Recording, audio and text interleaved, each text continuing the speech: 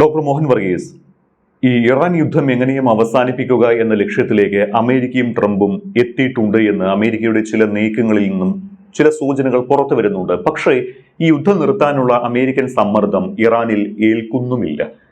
യുദ്ധം അമേരിക്കയ്ക്കുണ്ടാക്കിയ ഭീകര സാമ്പത്തിക ചെലവ്, ആയുധ ശോഷണം, ഹോർമൂസ് അടഞ്ഞുകിടക്കുന്നതിനാൽ ആഗോളതലത്തിൽ തന്നെ ഉണ്ടാകുന്ന ഇന്ധന ചരക്ക് പ്രതിസന്ധി, അതുണ്ടാക്കുന്ന സാമ്പത്തിക ആഘാതങ്ങൾ, ഇവയെല്ലാം അമേരിക്കയെ സ്വയം ഒരു യുദ്ധവിരാമ പ്രഖ്യാപനത്തിലേക്ക് നയിച്ചേക്കാവുന്ന അവസ്ഥയിൽ എത്തിച്ചിട്ടുണ്ട്. അതിനെല്ലാം പുറമെ അമേരിക്കയിൽ അടുത്തു തന്നെ ഇടക്കാല തെരഞ്ഞെടുപ്പ് നടക്കാനിരിക്കുകയാണ്. അമേരിക്കൻ ജനതയ്ക്ക് ഒരു തരത്തിലും താല്പര്യമില്ലാത്ത ഒരു യുദ്ധമാണ് നടന്നുകൊണ്ടിരിക്കുന്നത് എന്ന് പല വിദേശ മാധ്യമങ്ങളും വിദേശകാര്യ വിദഗ്ധരും താങ്കളും ഉൾപ്പെടെ പറഞ്ഞതാണ്. അപ്പോൾ ഇറാനേക്കാൾ കടുത്ത സമ്മർദ്ദത്തിലേക്ക് ട്രംപ് എത്തിയിട്ടുണ്ട് എന്ന് വ്യക്തമാണ്. ട്രംപ് എത്തി എന്ന് പറയുന്നതിനേക്കാൾ ട്രംപിനെ അതിലേക്ക് ഇറാൻ എത്തിച്ചു എന്ന് പറയുന്നതാകില്ലേ കൂടുതൽ ശരി? യുദ്ധത്തിൽ നിന്നും പിൻവാങ്ങണം എന്ന ചിന്ത അമേരിക്കൻ സ്റ്റേറ്റ് എന്ന ഒരു വ്യവസ്ഥയ്ക്ക് ഉണ്ടാവും. അമേരിക്കയുടെ ഭൂരിപക്ഷം ജനതയും അതുതന്നെയാണ് ആഗ്രഹിക്കുന്നത്. അമേരിക്ക ജനാധിപത്യ രാജ്യവുമാണ്. പക്ഷേ president Trump is calling the shots. അദ്ദേഹത്തെ തിരഞ്ഞെടുത്തിരിക്കുന്നത് 4 വർഷത്തേക്കാണ്. ഇപ്പോൾ 1.5 വർഷം മാത്രമാണ് കാലാവധി പൂർത്തിയാക്കിയത്. അപ്പോൾ അദ്ദേഹത്തിന് വീണ്ടും 2.5 വർഷം കൂടി ബാക്കിയുണ്ട് എന്നതും പരിഗണിക്കണം.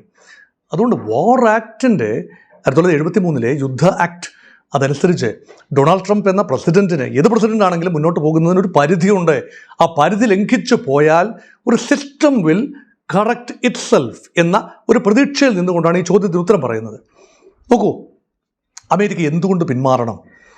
ഒന്ന്, there is a point of no returns. ഇതൊരു ഫ്യൂട്ടൈൽ എക്സസൈസ് ആണ് എന്ന് മഹാഭൂരിപക്ഷം അമേരിക്കൻസും വിശ്വസിക്കുന്നു. അതാണ് അഭിപ്രായ വോട്ടെടുപ്പുകളിലെല്ലാം കാണുന്നത്. വൻപൻ യുദ്ധവിരുദ്ധ റാലികളാണ് അമേരിക്കയിൽ അങ്ങോളം ഇങ്ങോളം അരങ്ങേറിയത്. അത് അമേരിക്കയുടെ പൊതുജന അഭിപ്രായം ഒരുമിച്ച് ഈ യുദ്ധം ഇപ്പോൾ ആവശ്യമായിരുന്നു എന്ന് അമേരിക്കൻ ജനതയെ കൺവിൻസ് ചെയ്യാൻ ട്രംപിന് കഴിഞ്ഞിട്ടില്ല.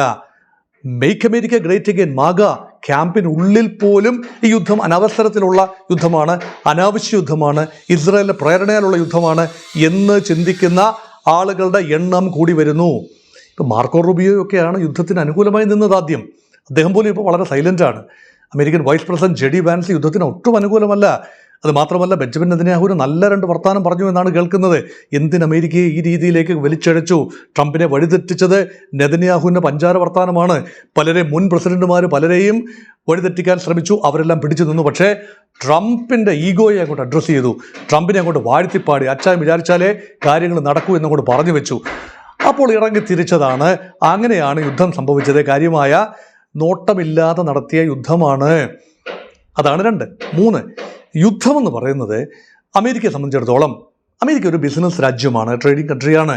കമന്ന് വീണാൽ കാൽപ്പണം കൊണ്ട് പൊങ്ങേണ്ട ഒരു മനസ്സാണ് പൊതുവെ അമേരിക്കൻ ഡിസിഷൻ മേക്കേഴ്സിനുള്ളത്. ട്രംപിനും അതൊക്കെ തന്നെയാണ്. പക്ഷേ ട്രംപ് ചെയ്യുന്ന ബിസിനസ് പോലത്തെ ബിസിനസ് അല്ല യുദ്ധ ബിസിനസ് എന്ന് ഓർക്കണം. പലപ്പോഴും ചില യുദ്ധങ്ങളിലൊക്കെ ചക്ക വീണ് മുയൽ ചാവും, അതൊക്കെ ശരിയാണ്. ഈ വെനിസ്വലയിൽ ചക്ക വീണ് മുയൽ ചത്തു എന്നല്ല പറയുന്ന മുന്നൊരുക്കങ്ങളുണ്ട്. അത് ഫലപ്രദമായി എക്സിക്യൂട്ട് ചെയ്തു. വെനിസ്വല ചെറിയ മീനാണ്, അവിടെ സാധിച്ചു.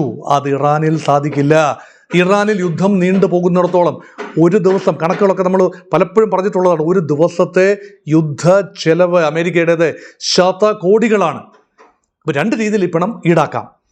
ഒന്ന്, ഇത് ഗൾഫ് രാജ്യങ്ങളുടെ സുരക്ഷയ്ക്ക് വേണ്ടി ചെയ്ത യുദ്ധമാണ്, നിങ്ങൾ ആ യുദ്ധച്ചെലവ് വഹിക്കണം എന്ന് പറഞ്ഞുകൊണ്ട് യുദ്ധം അവസാനിച്ച് കഴിഞ്ഞാൽ സൗദി അറേബ്യയ്ക്കും UAEക്കും ഒക്കെ ഒരു വലിയ ബില്ലടിച്ചു കൊടുക്കും. അവർ മിണ്ടാതെ ഈ ബില്ല് സെറ്റിൽ ചെയ്യും. അങ്ങനെ അമേരിക്കയ്ക്ക് ഭരിക്കില്ല, രക്ഷപ്പെടാം. അതാണ് ഒരു ഓപ്ഷൻ. പക്ഷെ അപ്പോഴും അമേരിക്കൻ താവളങ്ങൾക്ക് ഉള്ളിൽ നടത്തിയ ആക്രമണങ്ങൾ ഉണ്ടായ നാശനഷ്ടങ്ങൾ അത് അമേരിക്ക വഹിച്ചെങ്കിലല്ലേ പറ്റൂ. എത്ര ബില്ല് കൊടുത്താലും കുറേയൊക്കെ അമേരിക്ക വഹിച്ചേ പറ്റൂ. അങ്ങനെ ഒരു രീതിയിൽ ഈടാക്കാം. 2ാമത് ഈടാക്കാൻ സാധിക്കുന്നത് ഇറാൻ്റെ എണ്ണപ്പാടങ്ങൾ മുഴുവൻ അമേരിക്കൻ ബിസിനസ് ജയിച്ചു കഴിഞ്ഞാൽ, യുദ്ധം അങ്ങോട്ട് ജയിച്ചാലേ ഉള്ളൂ കേട്ടോ, ജയിച്ചു കഴിഞ്ഞാൽ ഇറാൻ്റെ എണ്ണപ്പാടങ്ങളുടെ നിയന്ത്രണം അമേരിക്കൻ കമ്പനികൾ ഏറ്റെടുക്കുകയും വൻതോതിൽ ടെക്നോളജി വരികയും വെനിസ്വലയുടെ എണ്ണ ലോകവിപണികൾ വിൽക്കാൻ അമേരിക്ക അവകാശം വാങ്ങിയെടുത്തതുപോലെ ഇറാനിയൻ എണ്ണ ഡീഫാക്ടോ കൺട്രോൾ ചെയ്യാൻ പോകുന്നത് അമേരിക്കയാണ് എന്ന് വന്നാൽ അത് ആത്യന്തികമായി വലിയ നേട്ടമാണ്. അതോടൊപ്പം തന്നെ ചൈനയെ പൊടിച്ച് പപ്പടം പോലെ പൊടിക്കാം. ചൈനയിലേക്കുള്ള വെനിസ്വല എണ്ണ നിഷേധിക്കാം. ഇറാനിയൻ എണ്ണ നിഷേധിക്കാം, പിന്നെ China will have to content with Russian oil only, അല്ലെങ്കിൽ വേറെ ചില രാജ്യങ്ങളുമായിട്ട്. അപ്പോൾ അതും വലിയ ഉപരോധത്തിലൂടെയൊക്കെ ചൈന എഞ്ചിരിക്കാം. ആത്യന്തികമായി അങ്ങനെ ഒരു പ്ലാൻ ഉണ്ടെന്ന് പറയപ്പെടുന്നു. ഇതൊക്കെ ഹൈപ്പോത്തറ്റിക്കൽ കാര്യങ്ങളാണ്, വലിയ പണച്ചെലവുണ്ടാകുന്ന കാര്യമാണ്. 3, നാളെ ഇന്നല്ലെങ്കിൽ നാളെ അമേരിക്ക ഉദ്ദേശിച്ചത്, ട്രംപ് ഉദ്ദേശിച്ചത് നടക്കണമെങ്കിൽ കരയുദ്ധം വേണ്ടി വരും. കരയുദ്ധം വേണ്ടി വരുമ്പോഴാണ് ബോഡി ബാഗുകൾ തിരിച്ച് അമേരിക്കയിൽ എത്തുന്നത്. ഇപ്പോൾ കാര്യമായ ആൾനാശമൊന്നുമില്ല. ഏതാനും വിമാനങ്ങൾ താഴെ പോയി, വൈമാനികർ നഷ്ടപ്പെട്ടു, ഏതാനും മിസൈലുകൾ വീണ് ചില മരണങ്ങൾ ഉണ്ടായി. വളരെ തുച്ഛമാണ് നാശനഷ്ടങ്ങൾ. ജീവഹാനി സംഭവിച്ചത് കുറവാണ്. നാളുകളിൽ അങ്ങനെയാകണമെന്നില്ല. കരയുദ്ധത്തിലേക്ക് പ്രവേശിച്ചാൽ നൂറുകണക്കിന് ആയിരക്കണക്കിന് അമേരിക്കൻ ഭടന്മാരുടെ dead bodies will reach American shores. അപ്പോൾ അമേരിക്കൻ പൊതുജനാഭിപ്രായം തിരിയും. അപ്പം ഇതെല്ലാം പരിഗണിക്കുമ്പോൾ ഒരുപക്ഷെ ഇനി 2 ദിവസത്തിനുള്ളിൽ നടക്കേണ്ട പാർലമെന്റിനോടുള്ളൊരു ചോദ്യമുണ്ട്. ട്രംപിന് റിപ്പോർട്ട് ചെയ്യണം. 28 ഫെബ്രുവരി ആണല്ലോ യുദ്ധം തുടങ്ങിയത്. എനിക്ക് തോന്നുന്നു പിറ്റേ മാർച്ച് മാസം 2 തീയതിയോ മറ്റോ ആണ് ട്രംപ് അത് റിപ്പോർട്ട് ചെയ്തത് പാർലമെന്റിന്. കൃത്യം 2 മാസം കഴിയുമ്പോൾ വീണ്ടും ട്രംപ് റിപ്പോർട്ട് ചെയ്യണം. അതിനുശേഷം ട്രംപിന് ഒന്നേ ചെയ്യാനുള്ളൂ. പാർലമെന്റ് ഒന്നും പറയുന്നില്ല എങ്കിൽ സൈന്യങ്ങളെ തിരിച്ചു വിളിക്കാൻ 1 മാസം കിട്ടും. അല്ലെങ്കിൽ പിന്നെ പാർലമെന്റ് പറയണം ഇതുപോലെ യുദ്ധം അങ്ങോട്ട് മുന്നോട്ട് പോകട്ടെ. പാർലമെന്റാണ് പണം അനുവദിക്കേണ്ടത്. പ്രിയപ്പെട്ട പ്രേക്ഷകരെ ശ്രദ്ധിക്കൂ, പാർലമെന്റാണ് അമേരിക്കൻ പ്രസിഡന്റിന്റെ പോക്കറ്റിൽ നിന്നും പണം എടുത്തുകൊണ്ടല്ല യുദ്ധം ചെയ്യുന്നത്. പാർലമെന്റാണ്, ഒരു ഡെമോക്രാറ്റിക് ഓർഡറാണിത്. Parliament is the custodian of the national purse എന്ന് പറഞ്ഞാൽ the strings, whoever controls the strings of the national purse control everything. യുദ്ധം ഉൾപ്പെടെ ട്രംപിന് ചാടിപ്പുറപ്പെടാം. 2 മാസത്തേക്കൊക്കെ ചെയ്യാം. അതിനുള്ള ചിലവൊക്കെ പാർലമെന്റ് അനുവദിച്ചു കൊടുക്കും, യുദ്ധ ബഡ്ജറ്റും കൂട്ടി കൊടുക്കും. പക്ഷേ തുടർന്ന് പോകണമെങ്കിൽ പാർലമെന്റിന്റെ അനുമതി വേണം. ഇപ്പോൾ നിലവിൽ ചെറിയൊരു ഭൂരിപക്ഷമുണ്ട്, നാളുകളിൽ അത് ഇല്ലാതാകാം. നവംബറിൽ തെരഞ്ഞെടുപ്പ് നടന്നു കഴിഞ്ഞാൽ ഒരുപക്ഷെ ട്രംപിന് ഇപ്പോഴുള്ള മേൽക്കൈ സെനറ്റിൽ നിലനിർത്താനാവില്ല, ഹൗസിൽ ഒരു കാരണവശാൽ നിലനിർത്താനാവില്ല. ട്രംപ് വിരുദ്ധതയാണ് ഇവിടുത്തെ ഇപ്പോഴത്തെ ഒരു മുഖമുദ്ര. ഹൗസ് റെപ്രസെന്റേറ്റീവ് നിയന്ത്രണം ഡെമോക്രാറ്റുകൾ പിടിച്ചെടുത്താൽ അവിടെ കാര്യങ്ങൾ അവതാളത്തിലാകും. അതുകൊണ്ട് അമേരിക്കയ്ക്ക് പിൻവാങ്ങാൻ 10-ലധികം കാരണങ്ങളുണ്ട്. 1, യുദ്ധപൂർണ്ണ വിജയം നേടില്ല. 2, യുദ്ധത്തിന് മുൻപ് തന്നെ ഒരു ക്ലാരിറ്റി ഓഫ് മൈൻഡ് ഇല്ലായിരുന്നു എന്ന് അമേരിക്കൻസ് ഇപ്പോൾ ചിന്തിക്കുന്നു. 3, ഹോർമൂസ് അടയ്ക്കുന്ന സാഹചര്യം വരുത്തി വെച്ചത് അമേരിക്കയാണ് എന്നാണ് ഏകപക്ഷീയമായി എല്ലാവരും പറയുന്നത്. ഇറാൻ അല്ല ഹോർമൂസ് അടയ്ക്കുന്ന സാഹചര്യം വരുത്തി വെച്ചത്, അമേരിക്ക ഇറാന് നേരെ നടത്തിയ യുദ്ധമാണ്. പ്രത്യേകിച്ച് സമാധാനം കൊണ്ടുവരാമെന്ന് ചിന്തിക്കുമ്പോൾ ചർച്ചകളുടെ ഇടയിൽ വെച്ച് അമേരിക്ക ഏകപക്ഷീയമായി ഇറാന്റെ തുറമുഖങ്ങൾക്ക് നേരെ നടത്തിയ ഉപരോധം കാരണമാണ് ഇപ്പോൾ ഹോർമൂസ് പൂർണ്ണമായി അടഞ്ഞു കിടക്കുന്നത് എന്നാണ് ഗൾഫ് രാജ്യങ്ങളും നിഷ്പക്ഷ രാജ്യങ്ങളും യൂറോപ്യൻ രാജ്യങ്ങളും വിശ്വസിക്കുന്നത്. അതുകൊണ്ടാണല്ലോ യൂറോപ്പൊക്കെ യുദ്ധത്തിൽ ചേരാൻ ആദ്യം തന്നെ വിസമ്മതിച്ചു. ഈ ഹോർമൂസ് അടയ്ക്കുന്നതിന് മുൻപ് തന്നെ പറഞ്ഞു ഇത് ഞങ്ങളുടെ യുദ്ധമല്ല. അപ്പോൾ America is fighting a lone battle. മുൻ യുദ്ധങ്ങളിലൊക്കെ, ഗൾഫ് യുദ്ധങ്ങൾ, അതുപോലെ അഫ്ഗാനിസ്ഥാൻ യുദ്ധം ഒക്കെ നെയ്റ്റോയുടെ പിന്തുണ ഉണ്ടായിരുന്നു. അതുകൊണ്ട് burden was shared between America and other NATO partners. ഇപ്പോൾ അമേരിക്കയ്ക്ക് മാത്രം ഭീമമായ സാമ്പത്തിക ചെലവ് വഹിക്കേണ്ടി വരുന്നു. ഗൾഫ് രാജ്യങ്ങളെയൊക്കെ കുറേയൊക്കെ പിഴിയാം. ഇറാൻ ജയിച്ചു കഴിഞ്ഞാൽ മാത്രമേ ഇറാനെ പിഴിയാനൊക്കൂ.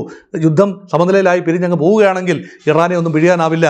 പിന്നെ ഹോർമൂസ് തുറക്കുന്നതിനെക്കുറിച്ച് ഉൾപ്പെടെ ചർച്ച ചെയ്യേണ്ട ഗതികേടിലായി അമേരിക്ക. നോക്കൂ, ഹോർമൂസ് തുറന്നു കിടക്കുകയായിരുന്നല്ലോ, യുദ്ധം കാരണം ഹോർമൂസ് അടയ്ക്കപ്പെട്ടു. ഇനി അത് തുറക്കുന്നതിനെക്കുറിച്ച് ആദ്യം ചർച്ച ചെയ്യേണ്ട ഗതികേടിലായി. അതിനുശേഷമാണ് ആണവ വിഷയങ്ങൾ ചർച്ച ചെയ്യേണ്ടി വരിക. വല്ലാതെ ഓരോ ദിവസം കഴിയുന്നതോറും യുദ്ധത്തിൽ മേൽക്കൈയുണ്ട് എന്ന് പറയുന്നത് സാങ്കേതികം മാത്രമാണ്. നാശനഷ്ടങ്ങൾ കണക്കിൽ ഇറാനായിരിക്കും കൂടുതൽ നാശനഷ്ടങ്ങൾ സംഭവിച്ചത്, ശരിയാണ്. പക്ഷേ അതുകൊണ്ട് മാത്രം മേൽക്കൈ ഉണ്ടെന്ന് പറയാനാവില്ലല്ലോ. അതുകൊണ്ടാണ് ഇപ്പോൾ പറയുന്നത് അമേരിക്കയ്ക്കുള്ളിൽ യുദ്ധവിരുദ്ധ വികാരമാണ് മുന്നിട്ട് നിൽക്കുന്നത്. അതുകൊണ്ട് അധികം മുന്നോട്ട് പോകും എന്ന് കരുതാനാവില്ല. ഒരു പക്ഷേ അണയാൻ പോകുന്നതിന് മുമ്പ് ആളിക്കത്തൽ എന്ന നിലയിൽ ഇനി ഏതാണ്ട്, അതായത് മാർച്ച് മാസം പിന്നെ മെയ് മാസം 2-ാം തീയതിക്ക് മുമ്പ് നാടകീയമായ 2-3 ദിവസങ്ങളിൽ വലിയ യുദ്ധം, വലിയ ഏറിയൽ ആക്രമണം നടത്തി. ഓക്കെ, തങ്ങൾ ആണവ നിലയങ്ങളെല്ലാം ചുട്ടുകരിച്ചു കഴിഞ്ഞു, ഇനി തങ്ങൾക്ക് കലിയടങ്ങി പിന്മാറുന്നു എന്ന് പറഞ്ഞുകൊണ്ട് പിന്മാറാനും സാധ്യതയുണ്ട്. അതുകൊണ്ട് അങ്ങനെയൊക്കെ ഒരു സാധ്യത അല്ലാതെ കൺക്ലൂസീവ് വിക്ടറിയിൽ പിന്മാറാനാവില്ല ഇപ്പോഴത്തെ നിലയിൽ. അതുകൊണ്ട് ഒരു മാർഗമേ ഉള്ളൂ, നെഗോഷിയേറ്റഡ് സെറ്റിൽമെൻറ്റ്. അല്ല എങ്കിൽ ഏകപക്ഷീയമായി പിന്തിരിഞ്ഞ് മാറുക എന്നൊരു കാര്യമേ ഉള്ളൂ. ഭീമമായ ചെലവുൾപ്പെടെ അതിനെല്ലാം തന്നെ ട്രംപിന് കണക്ക് പറയേണ്ടി വരും.